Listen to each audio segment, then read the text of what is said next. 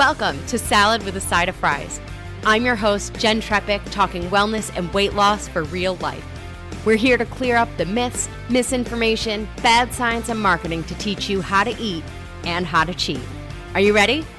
I'm having salad with a side of fries. This week, we're talking about PFAS, P-F-A-S, or PFAs, as some people say, and weight gain.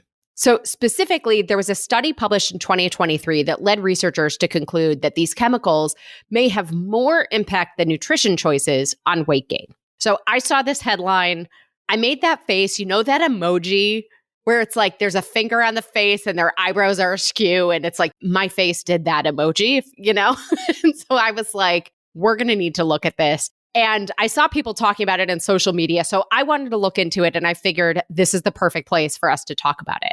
And super fitting because this week's episode, we talked about the mismatch between our modern lives and our human biology. And I think this is one more example of that. So let's back up a minute so that we're all on the same page.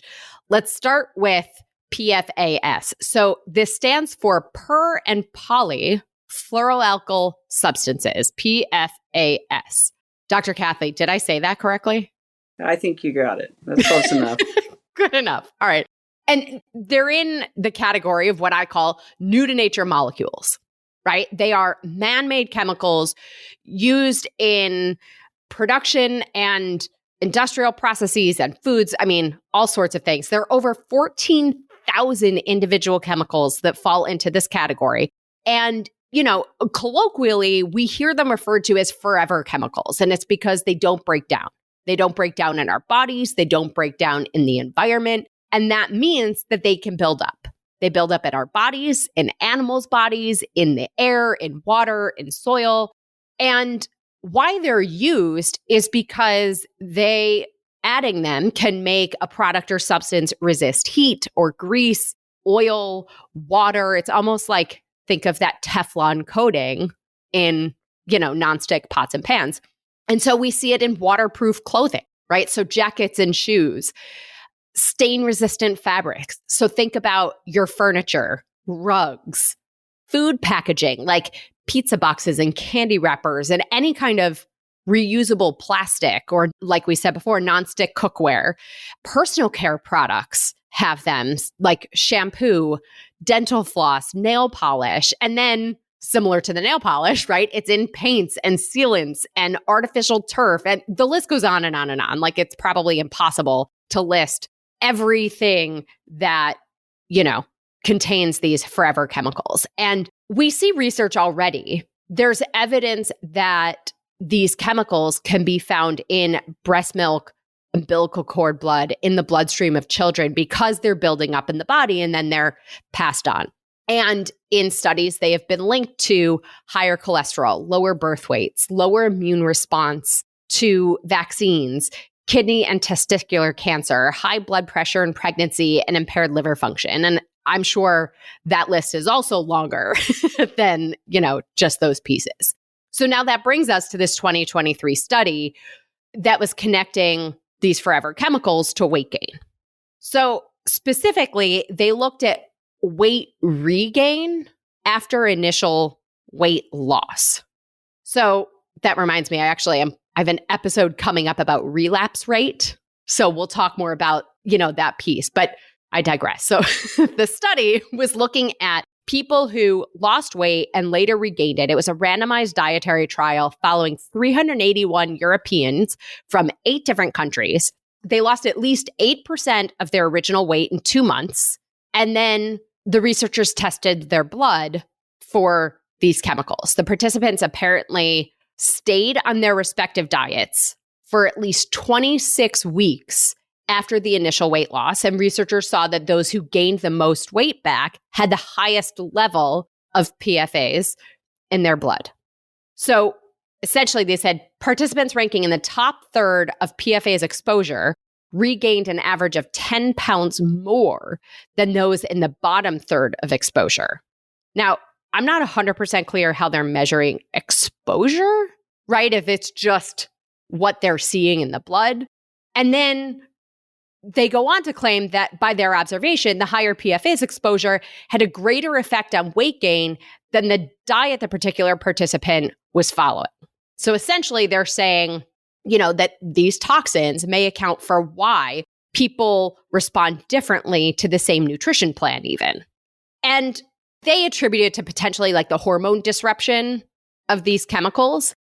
Now, admittedly, I see your face. I know. I have a lot of thoughts on this. I think there's a lot of ways that different people can follow the same nutrition plan.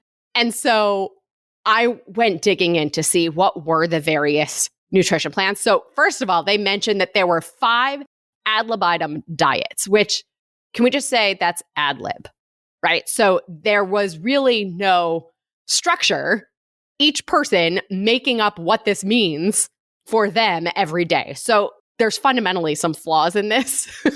But the 5s were low protein, low GI, glycemic impact. We talk about that all the time. The second was low protein, high GI. Why that's even in there is mind-boggling to me. High protein, low GI. And then it was a high protein, high GI. I don't know why that was in there at all.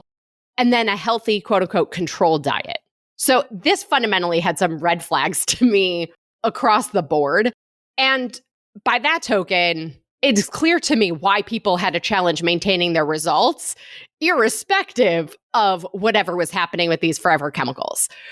And then I'm also curious, again, pointing to our conversation from this week's episode, how much of this was still following the antiquated advice of eat less, move more, right? Because we know that that can translate into initial results followed by quote unquote relapse, right? Or gaining that weight back. So with that said, I'm not advocating for PFAS at all. I just want us all to be aware and to think about these kinds of headlines with our logical minds and our educated sense of these things so that we're not potentially going overboard or off the deep end or having like shiny object syndrome of an approach to our health. And what I mean by that is sort of like a new week, a new month, and we're following something else just based on chasing headlines. Rather, as I say all the time, consistency is king. Focusing on nutrition will have the side effect of fat removal, not just fat loss, right? And, I'm a stickler for these words. So yes, I do think environmental toxin exposure is an element here, and there's an interplay in our bodies there, specifically for our health and our modern lives. But I'm going to stop talking. Dr. Kathy, this is your wheelhouse. Do you know this study? What do you want to add? I actually know studies way before that as well. So even in the mouse studies, they gave them the exact same diet and they saw the exact same thing. So these chemicals are very neurotoxic. Okay. So remember we talked about the brain's job is to survive, the cell's job survives. So the nervous system is a fat-based system. Every nerve is wrapped in fat. And so when we look at chemicals, they usually dissolve in fat or water. Their solubility, how they melt. And so these chemicals are very fat soluble. And so the body is tasked with trying to protect that nervous system. And so I think what happens with these chemicals is the body, and what it seemed to, is the body will build fat to store them away from the nervous system as part of the survival strategy. Now, what's interesting to measure is when you lose weight, you're dumping these chemicals into the system, and that's a real threat to the body. And it has to decide, how are we going to keep you going? Now, the way you get toxins out of the body, there's only 4 ways. When something goes in, there's only 4 ways to get it out: pee, poop, sweat, or breathe. And the biggest one is through the bowel. And the biggest way to detox is with fiber. Okay. You get fiber from plants.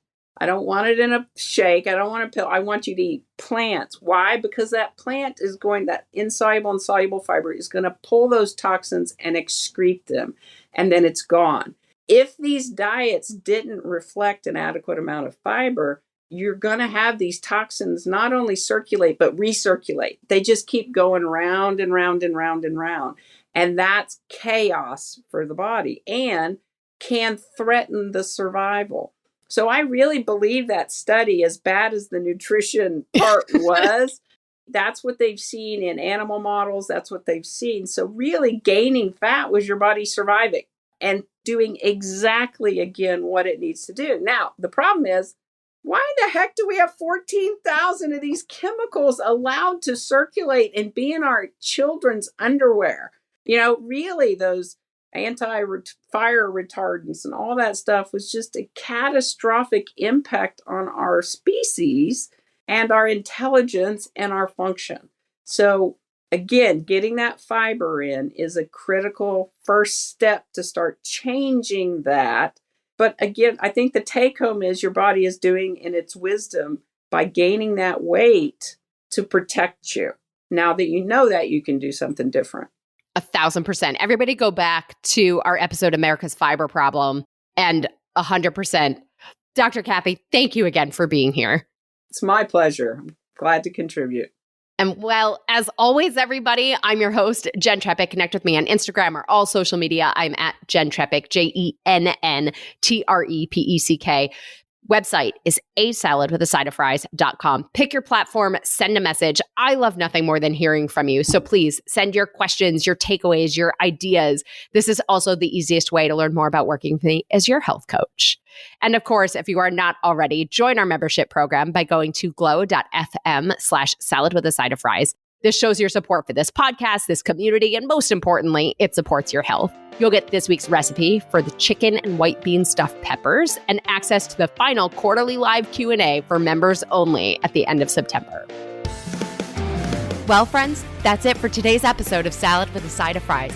Congratulations for making yourself and your health a priority.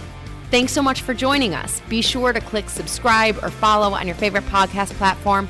Share us with a friend, and we'll be back next week. Always remember, you deserve it, and you are worth it. Happy healthy.